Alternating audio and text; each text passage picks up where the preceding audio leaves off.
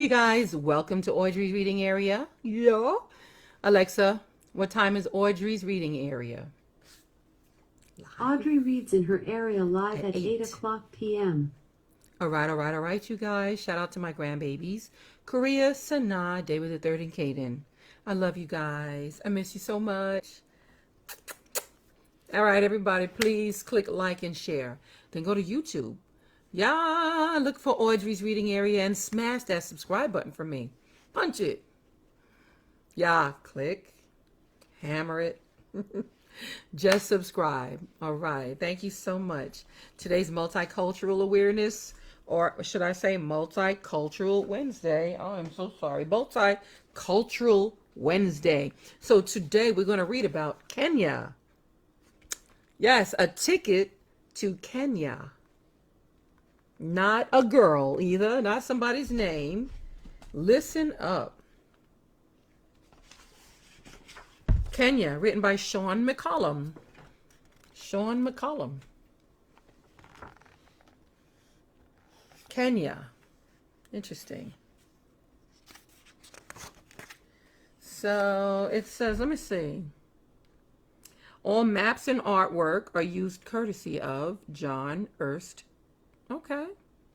It has a whole list of people. So what I'll do is I will show it. Yes, maps and everything. Give people their credit. Yes. So they're different people illustrated different images on different pages. So I just showed you all their credits. Welcome.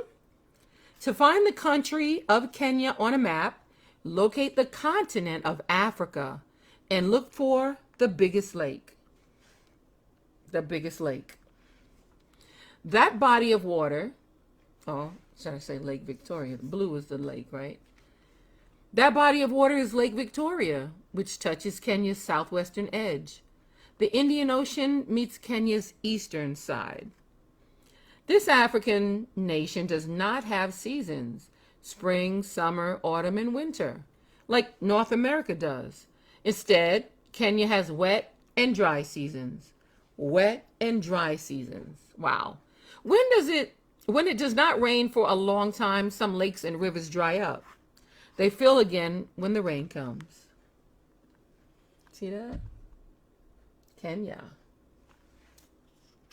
Now you know that is a country on the continent of Africa. Kenya. Highs and lows. Southwestern Kenya has mountain ranges and deep valleys.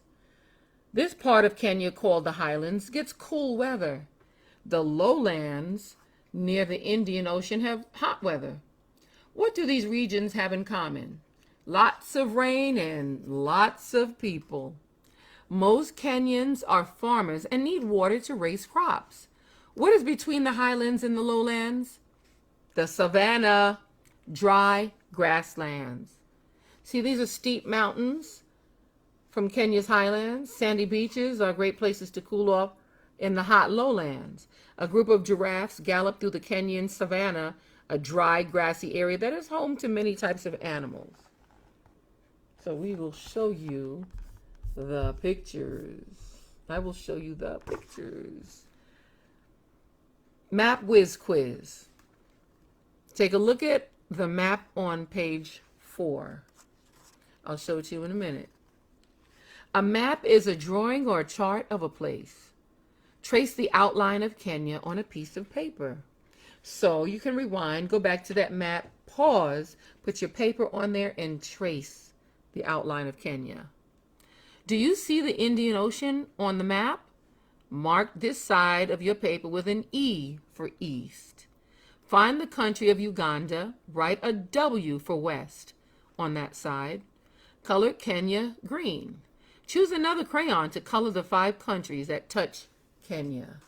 So let's take another look at Kenya in the map. So you can pause, put a paper on there, and trace it. Very good, you guys. So, nap time. It says a lioness and her cubs relax in the savannah. These hunters often sleep for up to 20 hours a day. That means they're only up for 4 hours? I'm just saying. Land of animals. Grab your camera. We're going on a safari to see Kenya's wild animals. As the truck bounces over the savannah, you might spot lions, giraffes, and elephants. Did you hear something walking through the grass? It could be a zebra, a leopard, or a rhinoceros. Rhinoceros, right? A rhinoceros. A baboon stole my camera. At a hotel in one of Kenya's national parks, baboons, which are fierce monkeys, sometimes sneak into open windows. Guests take a risk if they leave a camera or other small items laying on their dresser or bed. A baboon might take them. Click. Visitors to Kenya can snap pictures of elephants and giraffes while on a safari. Early peoples. Members of more than 40 ethnic groups live in Kenya. The people of an ethnic group share a religion, a history, and a language. Kenyan languages are a lot like the languages people speak in other parts of Africa. That is because long ago, groups of Africans from the west, north, and northeast moved to what would become Kenya. These newcomers pushed out or joined the people who were already living there.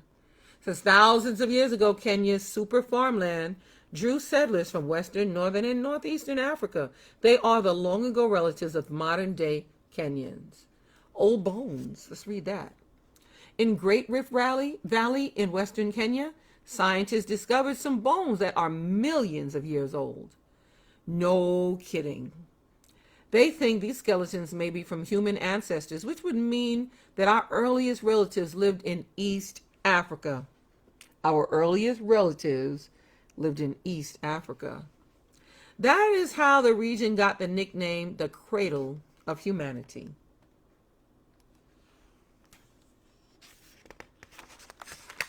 Many peoples. The long ago relatives of almost all Kenyans came from other parts of Africa. But people whose families arrived from other continents are also mixed into the nation's population. Centuries ago, Arabs settled along the coast of the Indian Ocean. In 1895, Britain took control of East Africa, including what has become Kenya.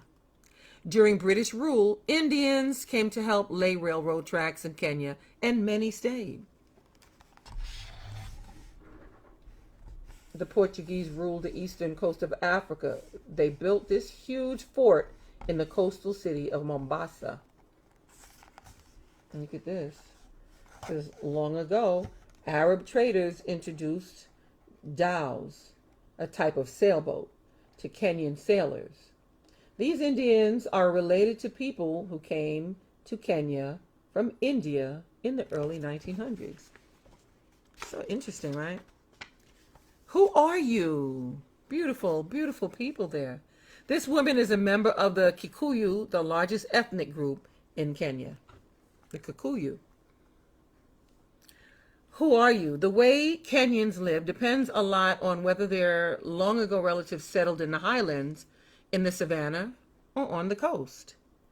In some villages, the people are expert farmers or fishers. Talented craftspeople live in other locations. In parts of Kenya, groups of herders move from place to place to find food and water for their animals. Traders and people who work for the government or businesses often live in the cities. See? The boy above comes from the Samburu ethnic group, whose members move from place to place with their animals. Many Luo people fish the waters of Lake Victoria. One or many. Kenyan leaders want citizens to practice Harambee. This word means all pulled together. I think some of us, our friends and family, can practice Harambee. All pull together. In Kiswahili, a widely used Kenyan language. But many people want to keep ties with their old their age-old way of life. Sometimes it's hard for Kenyans with very different histories to work together. Big city. Nairobi is the capital of Kenya and the nation's largest city. People from all over the country come to live or to sell their goods in the capital. Like other Kenyan cities, Nairobi has electricity. Having light makes it possible for city folks to stay out past dark. After work, people in Nairobi may head for a restaurant, a movie theater, or a dance club.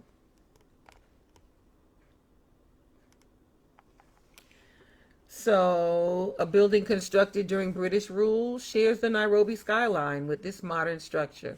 Population boom? The population in Kenya is growing fast. Many young adults who cannot get land move to Nairobi to find work. Builders cannot keep up with the numbers of people that arrive. So, some people use scraps of metal and cardboard to build their homes. Wow. Just wow. People are surviving on the move. Few Kenyans own cars. People take buses and trains, walk or ride in vans called matatus. Matatu drivers charge low fares to take people out of the way villages, but they squeeze in many riders. You might even share your seat with a chicken or a goat when someone needs to move animals they just bought. Hang on tight because drivers speed down Kenya's bumpy road. Wow. On track. Kenya's highland farmers load their tea, coffee, and produce onto trains headed for the coast. Then workers put the goods on ships that carry them to other parts of the world.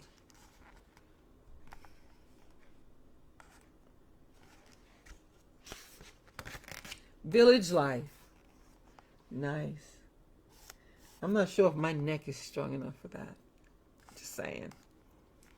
You got a strong neck to carry all that. The round homes in this Kikuyu village above were built with branches and grass. A Kenyan woman right carries a load of sweet potatoes on her head. I love me some sweet potatoes, but I can only get 3 or 4 on my head to carry. I'm just saying. Do you know anyone who lives on a farm? Most Kenyans live in farming villages. Village kids sure have busy days. They help their moms raise food, cook meals, wash clothes, and carry water from the well. Other children babysit their younger brothers and sisters. And that is not all. Many kids go to school too. But when chores are done, village kids make time to horse around, have fun, play. The movie truck. Many Kenyan villages do not have electricity, so the government sometimes sends a truck with a machine that makes electricity. The driver also brings movies, a projector, and a screen. Showtime. Look at that. The movie truck. It's interesting. Family. When Kenyan kids talk about family, they mean aunts, uncles, cousins, and grandparents too. Most kids have more than 5 brothers and sisters. Kenyan tradition says a man can have as many wives as he can afford. So some kids have lots of half brothers and half sisters.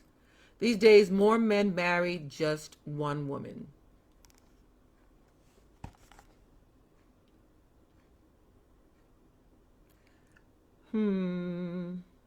All in the family. Here are the Kiswahili words and pronunciations for family members. Practice them on your own family. See if they understand you. The grandfather, Babu. Grandmother, Nyanya.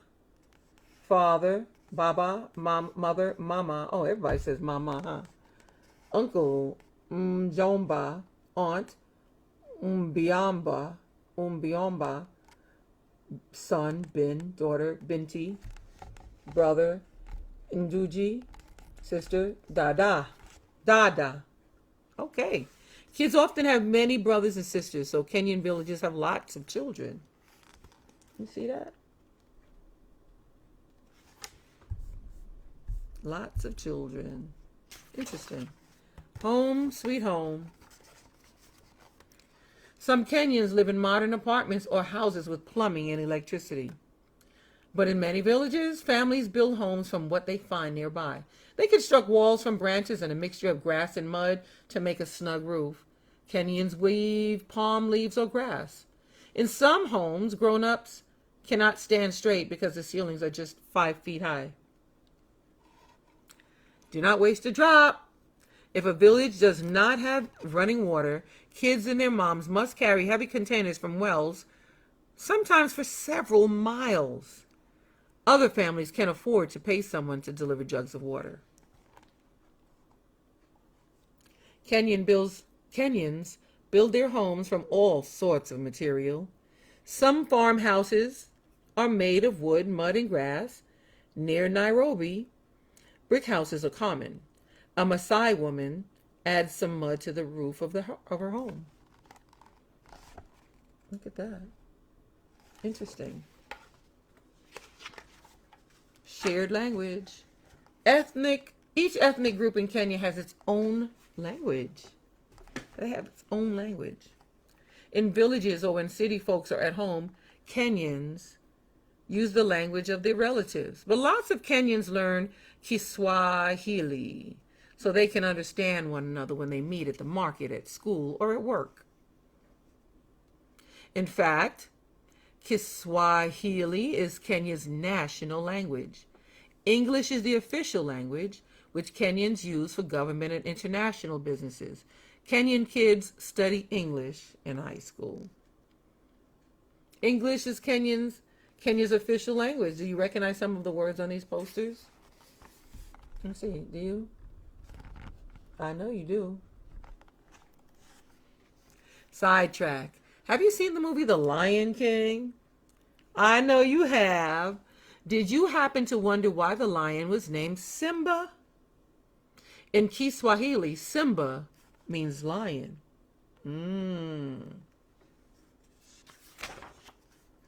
Religions. Some Kenyans follow ancient African religions which teach that spirits live in rocks, trees, and animals. But many ethnic groups mix these beliefs with Christianity. More than half of Kenyans are Christians.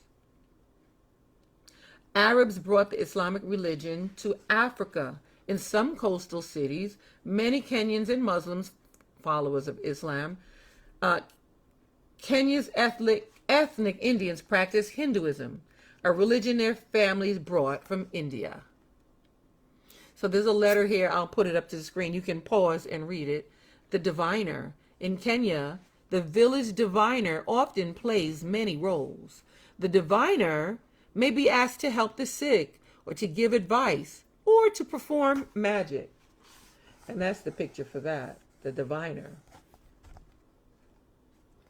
And this is the picture for Dear Grandma and Grandpa. When you get to Kenya, you get these little postcards, and you get to sign them and send them to your family. Good food. If you ask Kenyan kids, what do you eat? A lot of them will answer ugali, a cornmeal porridge. I love cornmeal porridge, especially made the Haitian way. So good, it's so good. Families also eat other foods they grow on their shamba or farm, including millet, wheat, rice, cassava, sweet potatoes, and vegetables. Popular fruits are mangoes, papayas, pineapples, and plantains, a type of banana. People who live near water eat fish. Kenyans, even those who raise cows, sheep, or goats, eat little meat. Irio, a dish that includes potatoes, corn, and peas, is a Kenyan favorite. Kind of looks like mashed potatoes with those vegetables in it, right?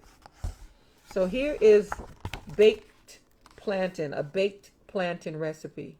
So pause it, write it down, or take a picture, and go ahead and make it. I think I'm going to try that too. Looks good. School time. Most Kenyan kids start elementary school when they are 6 years old. A lot of schools run all year, but students get vacations during March, July, and November. Youngsters wear school uniforms and study Kiswahili, math, geography, science, and agriculture. It says education is very important to Kenyans.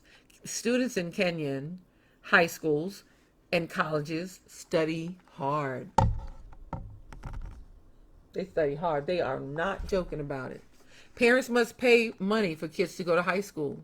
Many families cannot afford to send all of their children, so at age 14, teenagers often set off to work. A girl from the coast. Meet 11-year-old Salama Katama. She lives in the town of Mangogoni. Salama goes to an elementary school in nearby Mombasa. She studies hard so she will pass the tough test to get into high school. Beautiful, beautiful young lady. Kenyan flag. Look at that. Celebrate. On December 12, 1963, Kenya became a free nation.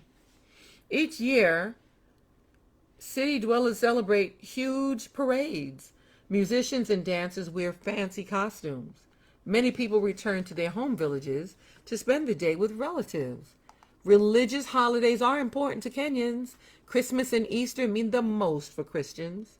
During the month of Ramadan, Muslims do not eat or drink from dawn until sunset. The food served at the festival that follows Ramadan sure tastes good. So, are you ready for a crazy day? Head to the Kenyan Highlands for the Maralal International Camel Derby. Have you heard the expression spitting mad? These stubborn camels may spit or kneel down instead of racing. They're like, oh no, I'm not doing that today. They kneel down or spit. This monument in Nairobi celebrates Kenyan independence. Each color in the Kenyan flag has a special meaning. Black stands for Kenya's people. Red makes Kenyans remember how hard they work for freedom. So I guess that stands for their blood. I'm just guessing. How hard they work for freedom. And green stands for farming, like the trees and grass. I'm guessing. The shield and spears show that Kenyans plan to stay free. Nice.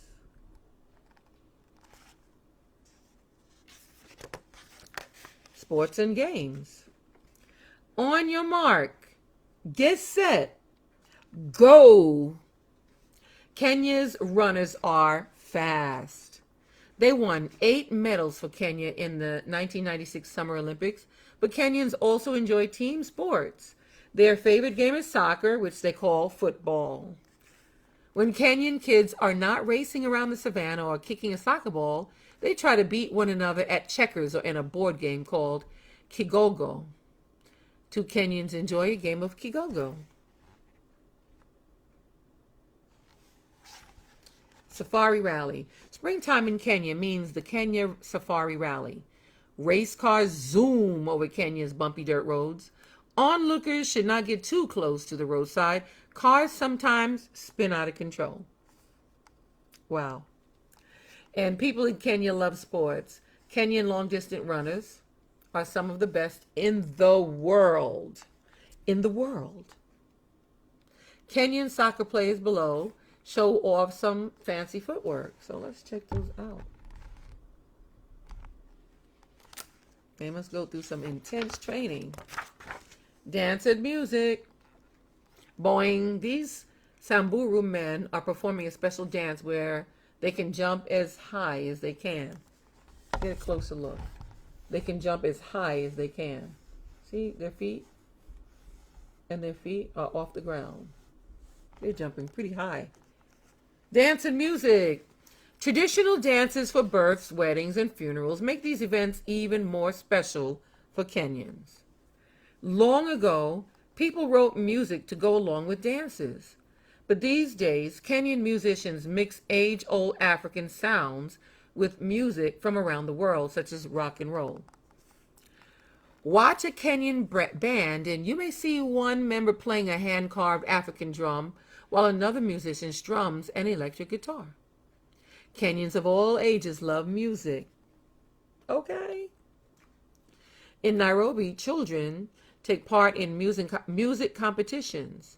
This group of Kenyan street musicians make music with old guitars and homemade instruments.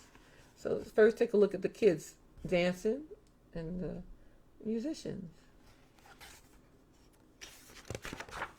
Everyday art. And y'all know I love art.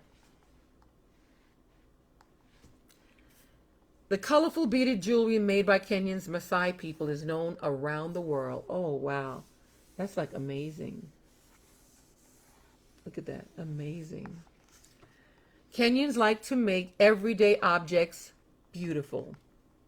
Some folks skillfully dye fabrics. Other people create jewelry from colorful beads or metal. Carving, too, is an age-old Kenyan skill. Craftspeople make drums, dance masks, and stools from wood. Under the knives of expert Kenyan carvers, a smooth rock called kisi stone becomes small statues of animals. And it says, this Kenyan artist is putting the finishing touches on a wooden statue. Cool. Look at that.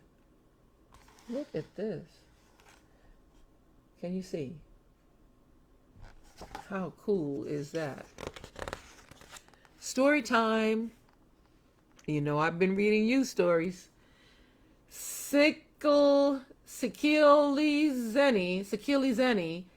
Hadithi Yangu means listen to my story in Kiswahili. Kenyans love to spend the evening gathered around a good storyteller. Animal tales are popular. The person telling the story creates a special voice for each creature. Get cozy, a good storyteller can go on for hours. Have I been talking to you for an hour yet? No. Sneaky rabbit. Have you heard of Breyer Rabbit? This critter always wins because he plays tricks on stronger animals. Did you know that the stories about Breyer Rabbit came from Africa? In Kenya, the rabbit has many names. In one Kenyan language, the word for rabbit means the one that sleeps while his eyes are open. Okay. Musicians sometimes play wooden flutes, like that one, as a storyteller weaves a tale. Kenyan stories often contain several types of animals, such as the leopard below. So, yes, he's playing the flute, Kenyan flute, and this is the leopard below.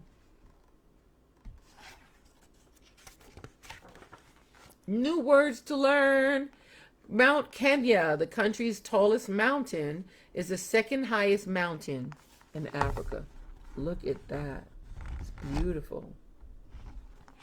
New words to learn.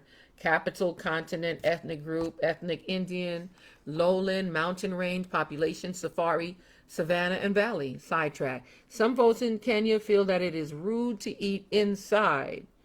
If families have meals outdoors, they can invite passerbys to join them. So here are the words to learn.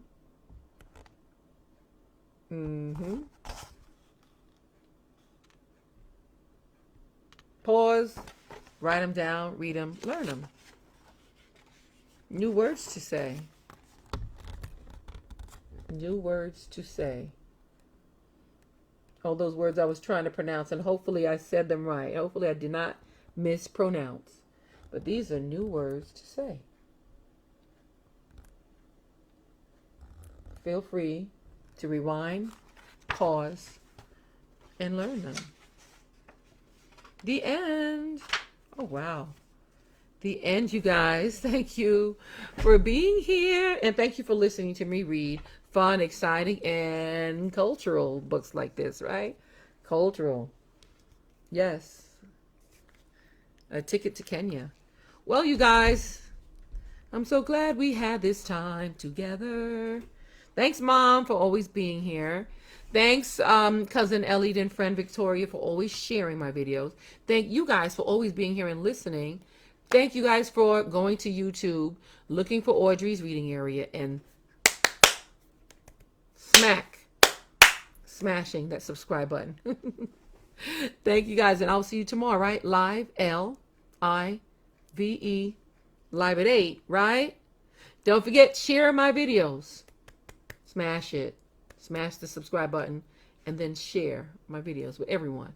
And I will see you tomorrow live at 8 here at Audrey's Reading Area.